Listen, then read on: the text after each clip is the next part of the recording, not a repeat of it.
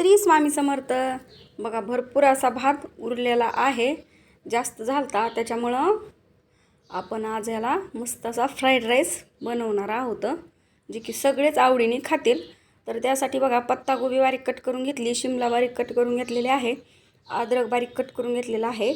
आता बीन्स नव्हते म्हणून आपण बीन्सच्या ऐवजी चवळीची जी आपली शेंग असते का ती छोटी कापून घेतली तरी चालती. तर बीन्स आपण तेच आहेत म्हणायचं आपले.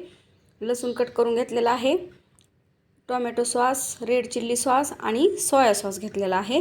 आता व्हिनेगर उपलब्ध नव्हतं त्याच्यामुळे व्हिनेगर घेतलेलं नाही. जर तुमच्याकडे असेल तर नक्कीच व्हिनेगर वापरा, कारण की फ्राईड राईसला व्हिनेगर असतंच.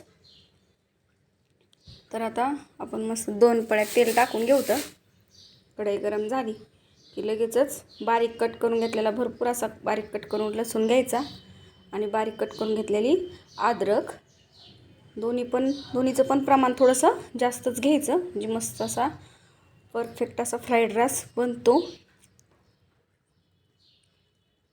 या पद्धतीचा जर तुम्ही बनवून बघितला तर नक्कीच बाहेरचा खायचा विसराल, घरीच बनवून खाल. आणि उरलेल्या भाताचं काय करायचं खरं तर हे लक्षात येत नाही, तर असा फ्राईड राईस नक्कीच बनवायचा.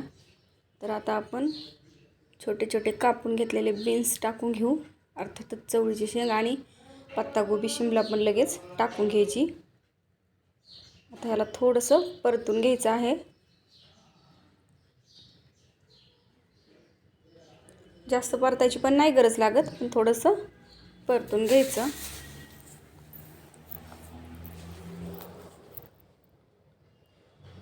मस्त असा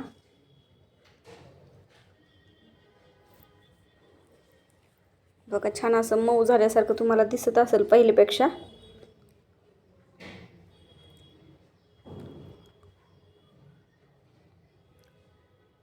तर आता याच्यामध्ये आपल्याला टोमॅटो सॉस टाकून घेतलेला आहे मी, टोमॅटो सॉस, नंतर रेड चिल्ली सॉस आणि नंतर आपल्याला सोया सॉस टाकून घ्यायचा आहे.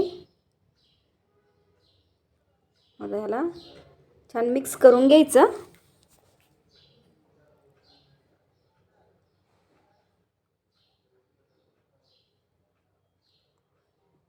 छान बघा मस्त असं मिक्स झालेलं आहे.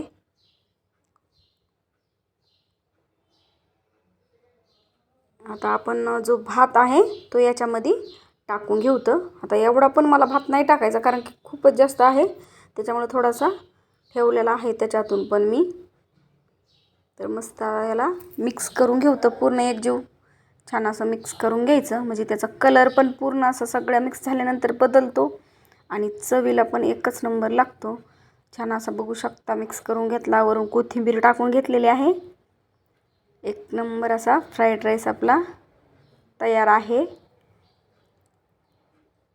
उरलेला भात फेकून न देता या पद्धतीत तुम्ही नक्कीच फ्राईड राईस बनवू शकता. तिखटाचं प्रमाण थोडंसं कमी घेतलेलं आहे मुलांमुळं, पण तुम्ही जसं लागेल तसं तुम्ही टाकू शकता आवडीनुसार.